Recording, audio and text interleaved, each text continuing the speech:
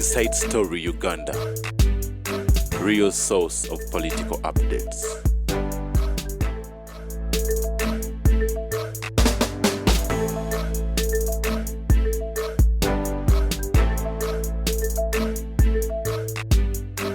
Batuvide kumpe ombadenga Tamale Mirundi nti ebintu bibiri byanjawulo okuwagira omuntu nakunyiiza no naffe betwagira batunyiiza Tamale ne maama wayinza okunyiiza neto yinza kutandika kuvuma yokolo kwa yakunyiiza want you to be humiliated ovirewo ddala so tebajjukira kiwaliwo bakozi abavumye Museveni nkugambye bagenda basasula omwana yayitawo you are very good yayitawo byange biwedde you are good you went overboard kuki I sympathize with the Nadulizi family nti mange bamukuba olwa Museveni naye Museveni nansasula mulimu gwa kasasiro that's a jirikiti job ate sirida mu government mange gwe bakubye ate ina kyafunyeyo ate nenfuuka emu ogwo omulimu landi gali gwa jirikiti mubi obwadvisor jirikiti obwadvisor yes they said there omanyi bameka ababwagala nezi sinda kufuna 1.7 nga oli atutte 5 billion nga sente zange Museveni zamba dazi nabwe sikisobola Museveni yarabye kati that's why banjagulo waliwo ne advisor ekigamba advisor kintu kiri awo waliwo advisor atayina mulimu nga bamwapadye mu lwazi waliwo advisor w'eggaali waliwo advisor kiri tukita misinoma you take it bubati wasoma propaganda some inflated titles kakati nze nkubuulira ne gamba in this case there are two issues Natuli was humiliated ne bamugoba ku mulimu family expects to be rewarded but look what the real issue nti hajatu lwaki mukyala gundi njuba yaleta Bobi Wine makage President Museveni went to Njuba as a family n'abagamba omwana wa mungenda mu sponsoringa yesimbewo when after the visit Museveni never visited them again omwana n'abeera excited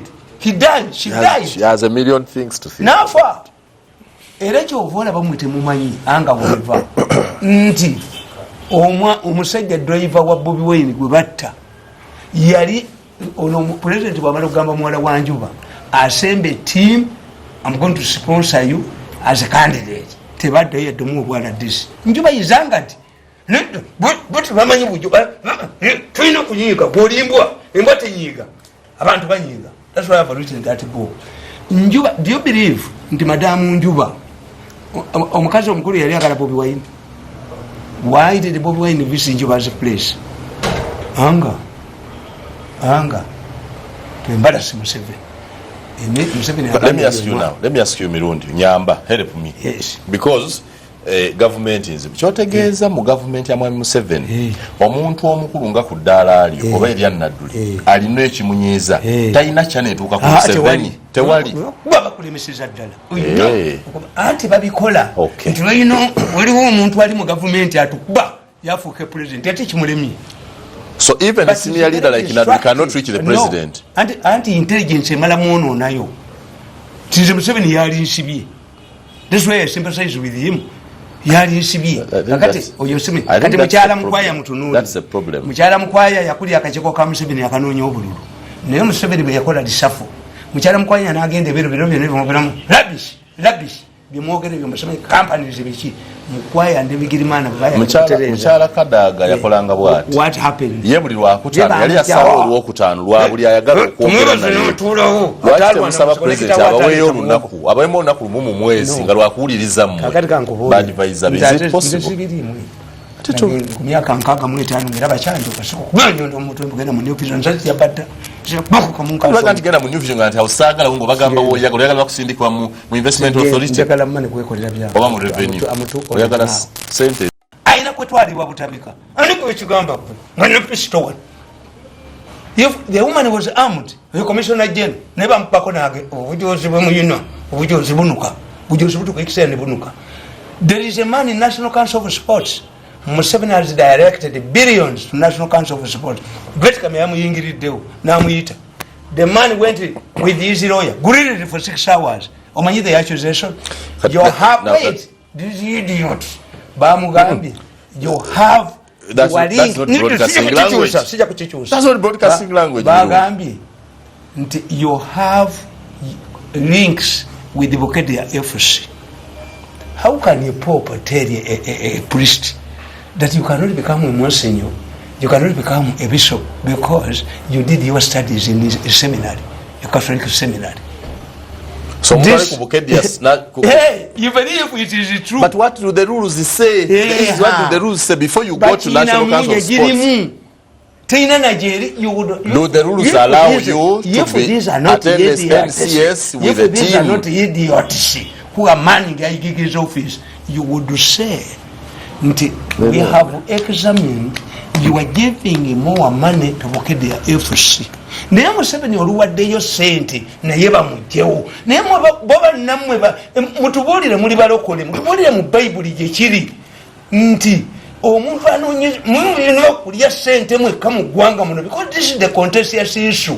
They want money for political work. They also want to eliminate people batekewo abaabo fe twajja bawanikira ttala nga mulya twajja tubafukirira amazzi nga mulya. This is a question.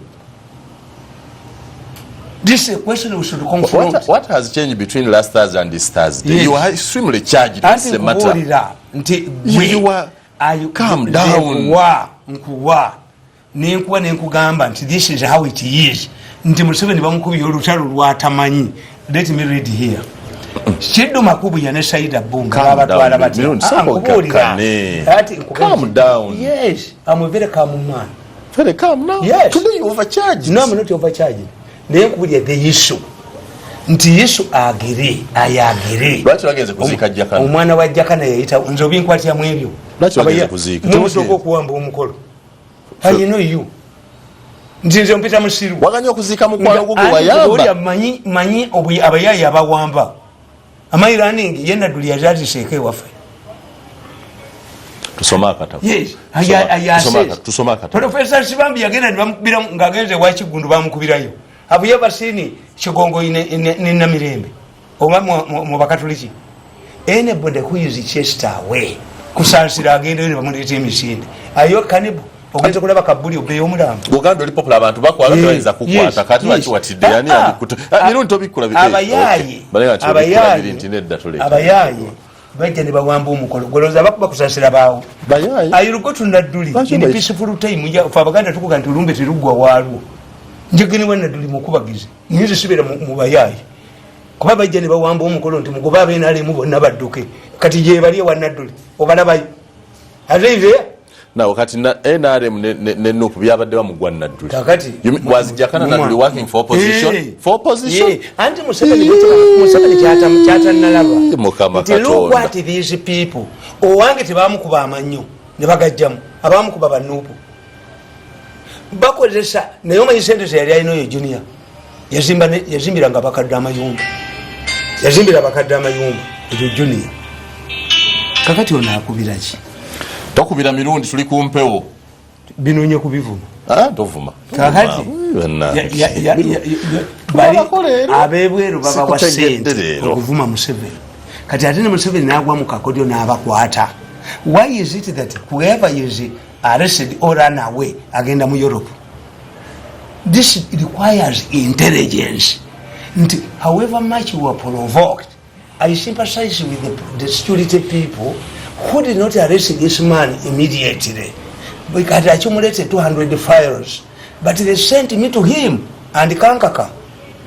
Tuli mu dilemma, tulina tiemu tulina omwana wa Nadduli. Kinawulika tulina katukuta omwana wa Nadduli. Gandi convince him aliko naye ate nafe okuvuma Museveni n'okuyinsitinga abantu ku Banyarwanda kibi. Nenkugamba nti ani yabireeta. As long as Nadduli was a minister and sick, did you see Jakana? Was Jakana abusing Museveni? Where did the rain start beating you?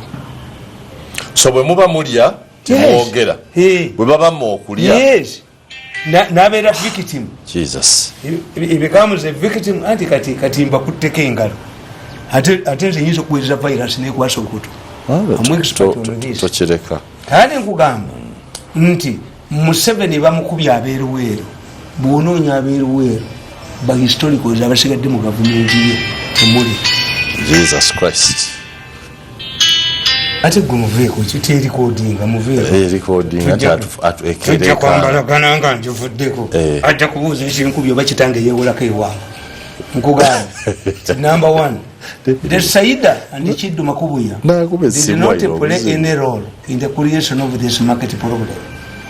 Museveni yalagira nti obutale buddizibwa abantu brigade jeno mugenyi nga naye aguza akatale wa Kiseka basajja balabanga aguza obutale bungi, so they decided to compensate, but the person who recommended the compensation is Olanya, the Olanya Commission. Olanya Commission. Yes. Museveni yalagidde babaddize nkugamba nti abalugenderamu baali baganda kuba abaganda bebakubirwa ku bizimbe basindisi bawiri bala teri yingini yakubirwa ku kizimbe toli mulabayo eri yingini yakubirwa ku kizimbe wale ko yingini yakubirwa ku kizimbe goina problem ne communication nkugamba the Saida and Kid Makubuya both of them did not play any role in the creation of this market problem that led to their resignation. They were not in Kampala's legacy which solved the markets. In fact, the two ministers were not the architects of the deal that has ruined their political careers. If the deal was a building under construction, the two ministers' role would be reduced to wheelbarrow pushers. My assertion has always been that government deals are like a building under construction. As in many building accidents, the architects and the engineers are never crushed in the case of accidents. The victims of collapsing buildings are mainly wheelbarrow pushers. This applies to political scandals. The architects of such a deal are never mentioned. It is also important to note that anger is directed to ministers, not to the beneficiaries like Basajja Balaba. I had an opportunity to talking to the ministers before their resignations. If what they told me was factual, they fit in my description of a wheelbarrow pusher.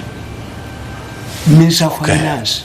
That's that. Nekidu Makubu Mirundi. Bebagi. Mo government ya Museveni. Naye ate kabase yabawandikira ebbaluwa kubanga bakola bwe bali. Basajja Balaba was given little money by the government of Value. When you are given little money by government of Value, where do you go? You go to court. There are two institutions that can evaluate your value. He didn't. He made it political, wrote to the president. Kabasi, who was a legal officer in the State House, wrote to the Attorney General and the Minister of Finance, to the man as petitioned the president for more money. If there is any way you can help him to do so, Kindu Makubuya, it cannot take it again. What did this man? The money is avoided. Now let us listen to each other. In Museveni's government, are you a builder or a destroyer? We are partners. Politics is based on alliances and partnership and mutual interest. This is politics. You deal with somebody who gives you votes. Are you a builder or a destroyer? In a system that you get Mungandala, CUPC, comradeship. This one is based on hunting a dog and the master. Mirundi, we contradict bulijjo wangamba last week. Yes. Ndi muyanga. Museveni tayina gyalaga. Alina wane emyaka emirala emeka 10. Yes. Nogenda ku ofisi ya ONC ne mulonkinga. So are you building him for the next 10 years or destroying him? When you look at my book, akali mu mmotoka nkubuulira, why do we need Museveni? Amend the constitution. Muzeo term limits. They are not regressive. To give this man mutegere. Nabagamba nti where you have term limits, the leader becomes a Remudaka president. Kakati the family has been exposed. Muhoza atambula ne batata be bato. Bwaba yembaga ya mukozi wali wabatagenda ye but mu State House mwenye. Kakati if we get another person from State House, we shall send the family. Let us give him same time. When you read the newspapers and somebody alleges to Muhozi, can konayo. Taliko si mukazi ye kabasa. Kabuswa si mukazi. If you ring somebody 3 times, it's not the same person. What if I'm in the katujemu sound. You to call the virus and what's wrong with me? Tomo virus tugende maso. Somebody must know my somebody must know my programs. Tukuwe kuchai mirundi. Kakati nkubuli wait. Kakati nkugamba siri musiri okusaba Museveni yale aberewo. Why? Is unfinished work. There is no president who can surrender power because I group like you want Museveni here for 10 years. Yes. Na yo kaba batukubye basajja mwe mutumazeewo kati abakumazeewo bo yagala emyaka emirala 10. Ndiye Museveni alowooza nti ajja kuntwala nkole nabo mbatte. Museveni was encouraging me to commit. Akuwadde omulimu gw'obadvisor oguyise useless. Oyagala kolera ki? Yali kasimu ngende wafu. Kubanze najja kulira mwana. Lwaki tomusabye ekyo kasimu ngende? Yazimpa ne balisitwala nina okukiza ngende mwanda weyazaabu. Nakukiza ngende mwanda weyazaabu ngani agenda mwanda weyayo. We have quarreled on point 1. We cannot do point 5. Ninde wafu. And I went. Beba numba yo. Omukazi yafumbako ewuwo n'anoba n'omugoba oyita omusanga mu bbala zine endongo n'omukuba bakubirawo oliko naye n'akulema. I worked with these people for 14 years. So that's not the issue. The issue is that they the don't big know story, how to work with ne Joseph Tamale Mirundi ndikakati kankubuli sawa 3-5 ezokumacha Mirundi tugende mpola mpola bajijeeko tebanajije nenda kitegeeze ne program bajijeeko but yeah. These people can informing you titeriko program kweli program kweli tebayinza kuba bonna bwe bati njiraba online njiraba ndaba bakukubira tebamanyi kiriko kakati nkugamba naye bagamba kukakkana kye bagamba nti onyize nnyo kukakkana they are telling you to reduce your anger. When am I happy man? When are you happy anyway? Yes. When are you happy anyway? Kakati gwe nkugamba nti look what byebakola nti Museveni buli lwalwokinga campaign asookera Luweero. They have now created a problem between Museveni and Nadduli before this happens. Obayita basiru oyakola ebyo muyita musiru nageranga gondi Princess Anne ali wano agenda kuvisitinga essomero. Do you know what it means? Okuvisitinga essomero kitegeeza agenda kuteekawo permanent structures. 2, it can become an antiquity. An antiquity means ekyuka nekifuawo memorial okikozesa ekyo kyokka ekifuawo bateeka ganjawulo ono ayagalawo ttaka ngonyanga teyengala byesejjembe. We don't want political logic. What? Let Museveni give me this job. Museveni yakuwa emisomo simukwati abayokeza baana abo. Which is ngambayina bonna. Abayokeza essomero. Mbayina kubanga the intention is clear to block omukazi ono okujja. Omukazi okujja abadde ja kutonetinga sente bateekawo structure is permanent. So the person who did this tukome otandikira Mirundi kali mchimpe babakwatiri unaku the big story Mirundi ayagala Museveni omulimu agumbiso mise munonyeza abayokeza essomero y'abamuzi. Let's have a short break tukomewo